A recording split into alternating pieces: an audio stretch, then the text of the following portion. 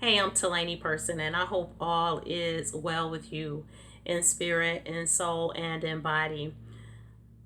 A month ago, I was walking in the grocery store, going through the normal routine, and looked over at the meat counter, fresh meat counter, and saw it was empty.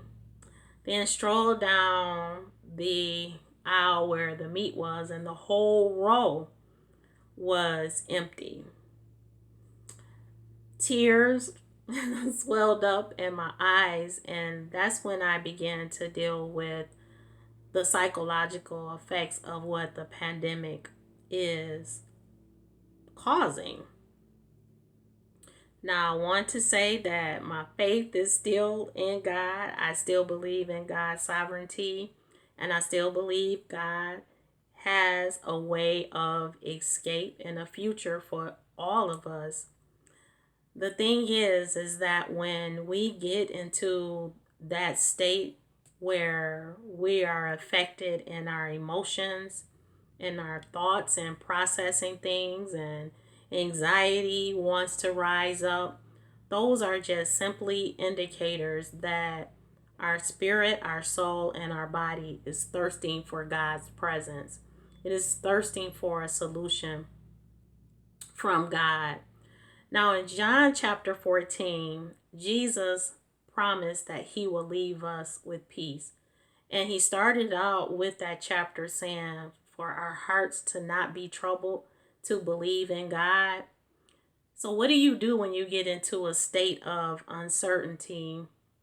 Challenge you to continue to believe in God and make the decision to not let your heart be troubled and receive God's peace. The Hebrew meaning for peace is shalom, which means nothing missing, nothing broken in your life. The reason why God gave that indicator to us to thirst for his presence, he wants to put you and I in the position to be one with him. And when we're one with him, we can put ourselves in a position to handle a situation under God's influence.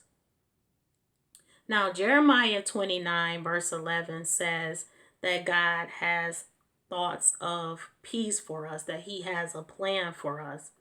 And God's plan for your life, he wants for you to experience his plan in oneness with him. So they mean that this plan that he has for you includes his thoughts, an idea, and it includes strategies. So if you're in a place of uncertainty, God wants to give you his thoughts. He wants to give you an idea, and he wants to give you a strategy to move forward in the future. He promises with this plan that it comes with hope, meaning that your expectation is totally in him, and he guarantees that you will experience his promise for your life. But this is all based on receiving his peace. That's the beauty in it. When you receive God's peace, he wants to put you in the state of calmness to receive his plans for your life. So what do you do to begin to receive God's plans for your life?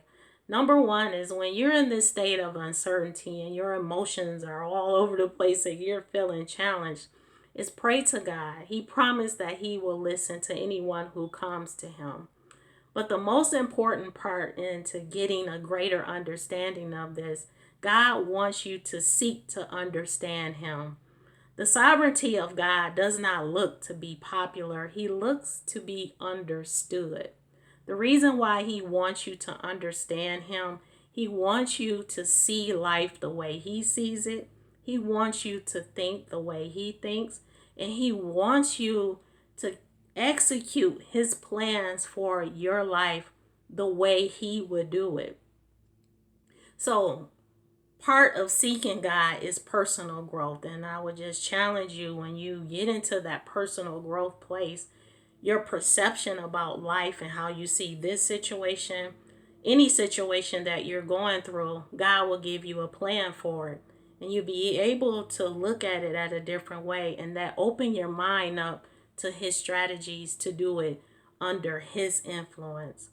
So when you pray, you seek God.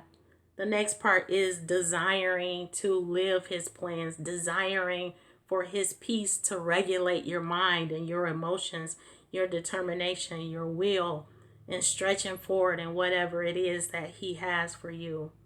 Then he promised that he will reveal what it is that he has specifically for you to experience in the future.